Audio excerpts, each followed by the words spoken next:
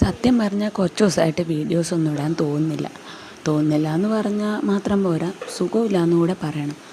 എനിക്ക് മാത്രമല്ല, മോൾക്കായാലും. കുറച്ച് ദിവസമായി മിയക്കുട്ടിക്ക് 2 ദിവസം മുമ്പേ മിയക്കുട്ടിക്ക് സ്കൂളിൽ നിന്ന് കഴിച്ച ഫുഡിൽ നല്ലൊരു 8ൻ്റെ പണി കിട്ടി. അതുകൊണ്ട് 2-3 ദിവസമായി നമ്മൾ കളിച്ചുകൊണ്ടിരിക്കുന്നു.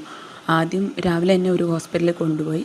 അപ്പോൾ വൈകുന്നേരമായിട്ട് മിയക്കുട്ടിക്ക് വെള്ളം പോലെ തന്നെ പോയിക്കൊണ്ടിരിക്കും. അപ്പോൾ അത് ഓക്കെ ആവുന്നില്ല. അപ്പോൾ നമ്മൾ ഇംഗ്ലീഷാണ് കാണിച്ചത്. ഞാൻ മേക്കുട്ടിയെ കൂടുതലും ആയുർവേദമാണ് ഇപ്പോൾ കൂടുതലും കൊടുക്കൽ. അപ്പോൾ സൈഡ് എഫക്റ്റ് ഇല്ലാത്തതുകൊണ്ട് തന്നെ ആയുർവേദമാണ് ഞാൻ കൂടുതലും ഇപ്പം മേക്കുട്ടിക്കും മിവാനും കൂടുതലും കൊടുക്കുന്നത്. അപ്പോൾ ആദ്യം നമ്മൾ ഇംഗ്ലീഷാണ് കാണിച്ചത്, പക്ഷേ ആ മരുന്നുകൊണ്ട് അത്ര ഭേദമാവുന്നില്ല.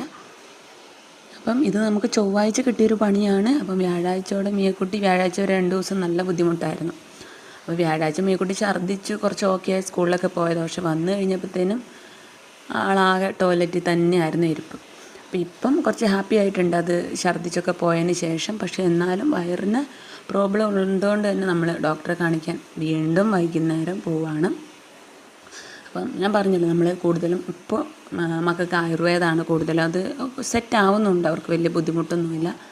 അപ്പം നമ്മൾ ആയുർവേദ ഡോക്ടർ നമ്മൾ ചെറുപുഴ കാക്കയഞ്ചാലാണ് കാണിക്കുന്നത്.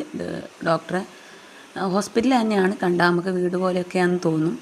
അപ്പോൾ അവിടെ വന്ന് നമ്മൾ മിവാനെയും കാണിക്കാനുണ്ടായിരുന്നു. മിവാനും ചെറിയ പനിയും കഫക്കെട്ടൊക്കെ ഉണ്ടായിരുന്നു. അപ്പം മിവാനെയും കാണിച്ചു.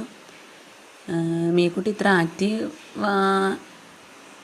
ആയതുകൊണ്ട് തന്നെ നമുക്കത്ര പേടിക്കാനൊന്നുമില്ലായിരുന്നു. പക്ഷേ നോൺ സ്റ്റോപ്പ് ഇല്ലാതെ ഉള്ള വെള്ളം കുടിക്കും തോറും വെള്ളം തന്നെയാണ് പോയിക്കൊണ്ടിരിക്കുന്നത്. അപ്പോൾ അതുകൊണ്ട് നമ്മൾ അധികം വെച്ചുകൊണ്ടിരുന്നില്ല. കുറേ ORS ഒക്കെ കൊടുത്ത് വീണ്ടും കൊണ്ടുപോയി. അതുകൊണ്ട് തന്നെ പേടിക്കേണ്ട അത്ര പ്രശ്നങ്ങളൊന്നും ഇല്ലായിരുന്നു. പക്ഷേ ഫുഡ് ദഹിക്കാതെ വയറ്റിൽ കിടന്നതിൻ്റെ കുറേ പ്രശ്നങ്ങളുണ്ടായിരുന്നു. അങ്ങനെ ഞങ്ങൾ അമ്മ മരുന്ന് മേടിക്കുന്ന സമയം ഞങ്ങൾ അതിൻ്റെ വെളിയിലൊക്കെ നടന്ന് നല്ല ഭംഗിയാണ്. ശരിക്കും പറഞ്ഞാൽ വീട് തന്നെയാണ്, കണ്ടാൽ വീട് പോലെ തന്നെയാണ്. ഇപ്പോൾ കാണാൻ നല്ല ഭംഗിയാണ്. കല്ലൊക്കെ വെച്ച് കെട്ടി ഇങ്ങനെ. എനിക്ക് സത്യം പറഞ്ഞാൽ നമുക്കത് കാണുമ്പം തന്നെ ഭയങ്കര ഐശ്വര്യമാണ്. അങ്ങനെ ഞങ്ങൾ അവിടുന്ന് മടങ്ങി.